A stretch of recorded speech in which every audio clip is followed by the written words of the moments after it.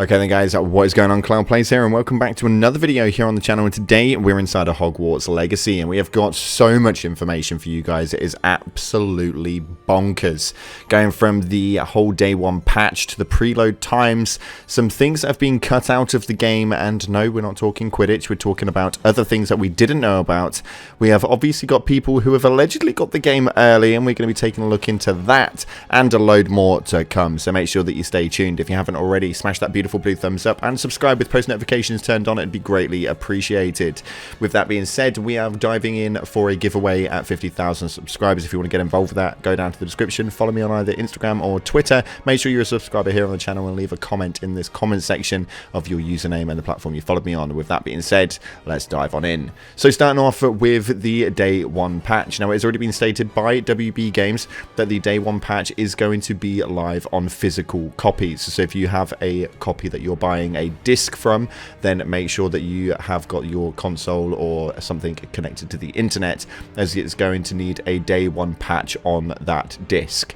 You are going to have to download that. But if you have got a digital copy, whether it's coming from Steam, Epic, PlayStation or Microsoft Store on Xbox, then you are going to be absolutely fine, as the day one patch is going to be preloaded into the initial download.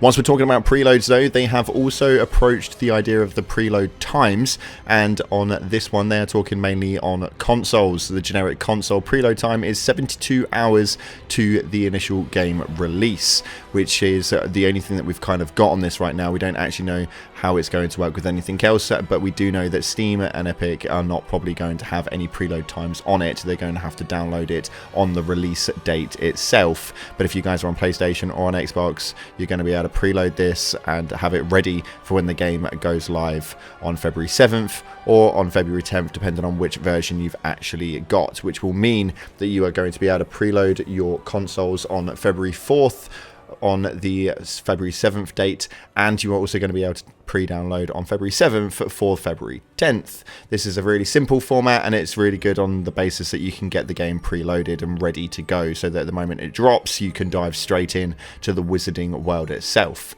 Next up, we're going to be talking cut content. As we know full well, they have cut Quidditch, they have cut areas of the map, they have done so many cuts actually that it is a little bit concerning, and this one is one that I am solely so gutted about. It is absolutely mental.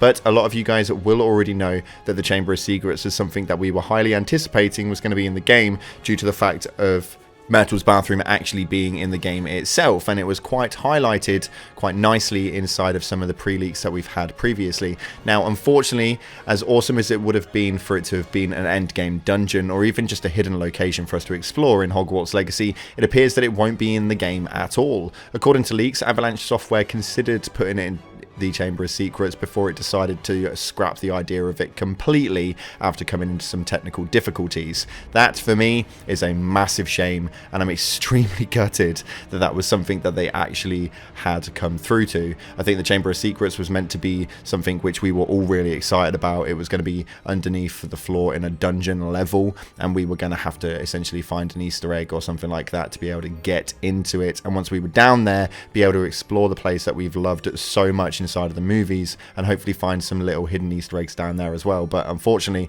that whole idea was completely scrapped. Now, I'm all up for taking things out for DLC purpose, but we're just slowly starting to see that a lot of things that we kind of wanted or expected inside of the game were kind of considered and then were slowly scrapped in the process. We've so far had gobstones, we've had Quidditch, we've had 2 locations inside of the map itself. We've also now had Chamber of Secrets that was meant to be in there and is now being scrapped out as well. The list for content that was meant to be in there and has been cut was absolutely massive, and this is where I'm starting to get a few concerns in what it is that we're actually going to be able to experience this side of the game, and how static these movements are going to be, with us knowing full well that you are going to be able to upgrade broomsticks to get more height on them, to get more depth on them, and be able to fly at a higher rate. Not knowing what the ceiling is going to be, I'm kind of hoping that it's going to be a really bloody high ceiling, so that we can kind of like go out of sight, out of mind, so high in the sky that nobody can really see us. But yet again,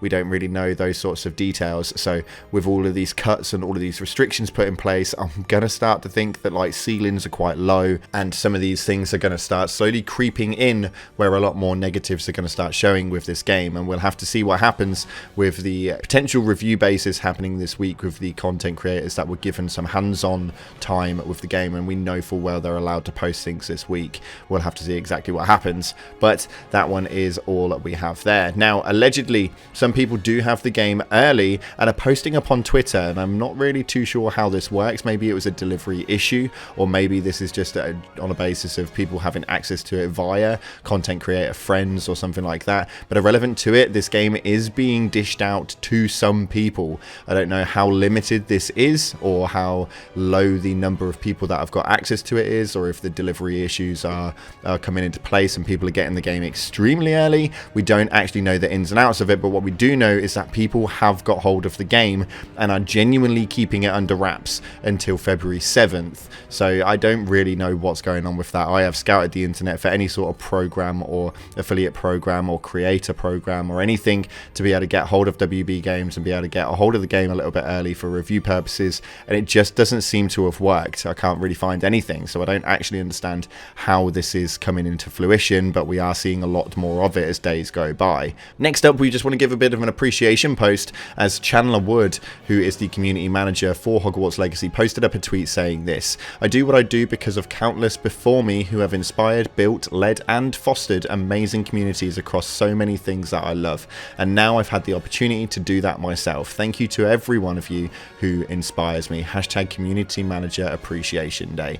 And I just wanted to give a little bit of an appreciation to that, because for me personally, I have dealt with obviously Chandler quite a bit on Twitter. We've been following him quite a lot, and he is genuinely a pleasure to follow, and he's genuinely a pleasure to the community and will help out as much as he can, and does have a really good way of building up hype. So massive hashtag Community Manager Appreciation Day to you, Mr. Chandler Wood. Thank you so much, and make sure you guys give him some love in the comment section. I'm going to leave his link to his Twitter in the description. If you want to go drop him a follow, he just posts up some interesting stuff with regards to Hogwarts Legacy.